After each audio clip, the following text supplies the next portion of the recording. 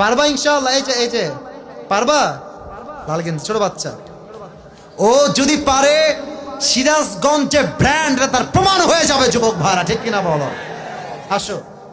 আরে বেটা দৌড় দিয়ে তোর বিয়ে হবে না দৌড় না দিয়ে? মাশাআল্লাহ মাশাআল্লাহ। আসো বাবু, তুমি এই পাশে আসো, এই পাশে আসো। এই যে হ্যান্ড মাইকটা কোথায়? হ্যান্ড মাইকটা নাও, সালাম দাও সবাইকে একটা। আসসালামু আলাইকুম ওয়া রাহমাতুল্লাহি ওয়া বারাকাতুহু। আরে ভাই, আপনারা ওকে অ্যাপ্রিসিয়েট করবেন। ও যখনই উত্তর দিয়ে দিবে, 1 নাম্বার নিয়ম, আপনারা সবাই মিলে বাঘের মতো বাঘের কণ্ঠে বলবেন। বলেন সবাই মারহাবা। আরেকবার বলেন সবাই মারহাবা। এই পিচ্চিকে আমরা ওয়েলকাম জানাই। আল্লাহ ওকে উত্তর দেওয়ার তৌফিক দান করুক। পড়েন সবাই আমিন। ওকে আমি খুব সহজভাবে প্রশ্ন করবো, আশা রাখবো সে পারবে। বলো তো, আমার নবীর গায়ের চামড়ার রং কেমন ছিল? পারবে? সাদা সুন্দর না লাবণ্যময় সুন্দর? বলো সবাইকে। লাবণ্যময় সুন্দর। এবার বলো, আমার নবী কি দেখতে লম্বা ছিলেন, গুঠু ছিলেন, না মাঝারি গঠনের ছিলেন? মাঝারি গঠনের। আল্লাহ বলেন সবাই মারহাবা। এবার বলো, আমার নবীর চেহারায় দাড়ি কি ছোট ছিল না চাপ দাড়ি ছিল? চাপদারি। আপনারা বললেন ও পারবে।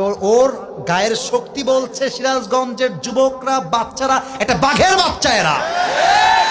এবার তুমি একটু বুঝে শুনে উত্তর দাও। নবীর চুলের যে কাটিংটা ছিল, কাটিং এর নাম কি ছিল? পাপড়ি কাটিং। আরে বলেন সবাই মারহাবা।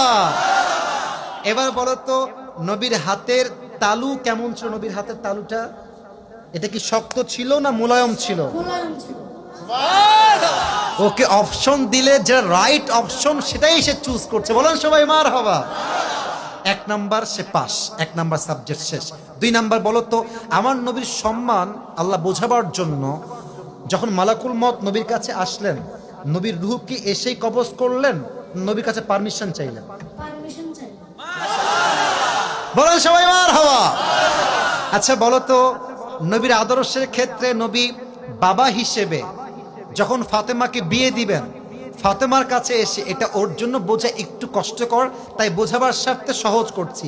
বাবা হিসেবে ফাতেমার কাছে এসে নবীজি কি বললেন বিয়ের ব্যাপারে? হ্যাঁ থামেন না, থামেন, বলবে বলবে বলবে।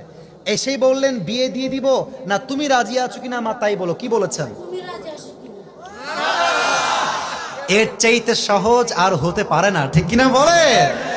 আচ্ছা এবার তুমি বলো তো, নানা হিসেবে নবী কেমন ছিলেন? আমি বলার জন্য একটা হাদিস বলেছিলাম। যখন হাসান হোসাইন আসতেন নানার কাছে, হাসান আর হোসাইন সালাম দিতেন আগে না নবী নিজেকে সালাম দিতেন? নবী দিতেন। আচ্ছা এবার বলো, নবীর কাঁধে যখন হাসান আর হোসাইন উঠে বসলেন, নবীজি কি ধাক্কা দিয়ে ফেলাই দিলেন না কি করলেন? দেননি। দেন নাই। বলে সবাই মারহাবা।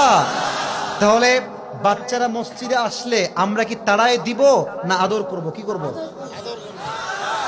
ও নিজেই বাচ্চা। বলে সবাই মারহাবা।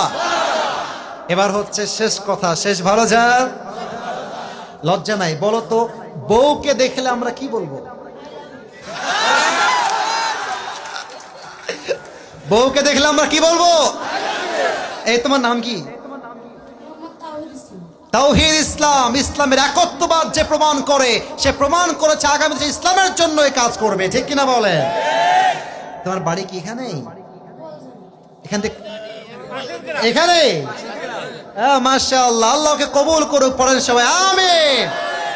এই টুপিটা ওর মাথায় পারফেক্টলি হবে না, তবে বয়স তো এখানেই শেষ নয়। একদিন সে বড় হবে, একদিন এই চেয়ারে এই বাচ্চা কথা বলবে, ঠিক কিনা বলে? আল্লাহ তাওহীদ ইসলামকে। আরে ভাই, সিরাজগঞ্জের মানুষ যে আগেই বলেছিলাম সাহসী, ও কথা যখন বলেছে ওর মাঝে আমি সামান্য কোনো ভয় দেখতে পারি নাই, ঠিক কিনা বলে? আল্লাহকে ইসলামের সৈনিক হিসেবে কবুল এবং মঞ্জুর করুক। পড়েন সবাই আমিন। আমি টুপি যখন পরাবো, একজন বাঘের বাচ্চা যুবক দাঁড়িয়ে টুপি পরানোর সময় তাকবীর দিবেন। রেডি থাকেন, দেন তাকবীর দেন। কে আছেন?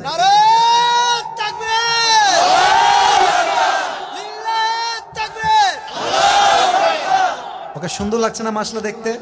আল্লাহ তাওহীদকে কবুল করুক। পড়েন সবাই আমিন। আল্লাহর মাকে, বাবাকে, পুরো পরিবারকে ইসলামের জন্য কবুল এবং মঞ্জুর করুক। পড়েন সবাই আমিন। তাওহীদ, তুমি ওখানেই বসে পড়ো, স্যারের পাশেই বসে পড়ো। মাশাআল্লাহ। প্রিয় ভাইয়েরা, রাত বেজে গিয়েছে।